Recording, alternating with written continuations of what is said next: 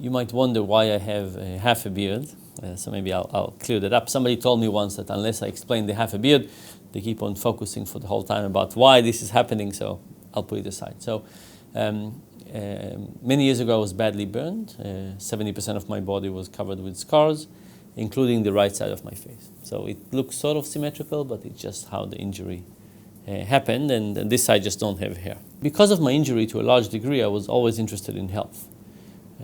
My experience was in a relatively modern hospital. I was there for about 3 years. I saw lots of things I didn't like.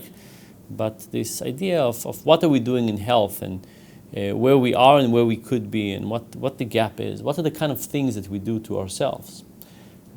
There's all kind of disasters in the world, tsunamis and so on, but most of the bad things are man-made, we do to ourselves. So I've been looking at all kinds of things in financial decision-making, health, mostly in the Western world.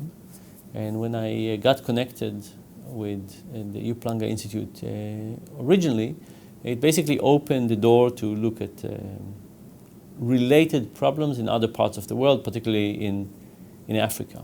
We're trying to figure out what's holding people back and what can we do to motivate people to do a particular behavior.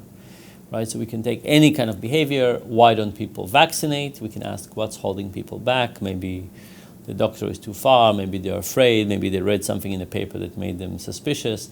And then we ask what would motivate them. It could be all the way from giving them money to social proof to respect from other people to a lollipop, whatever it is, right? But in general, we're trying to figure out what's holding people back and what we could add to the equation to motivate people. There's really a question of what's holding us back. There are many things that we know what's the right thing to do. We know the right thing to do in terms of what we're supposed to eat and how we're supposed to exercise. Yes, there's some uncertainties, but a lot of it is well known. It's just hard to do.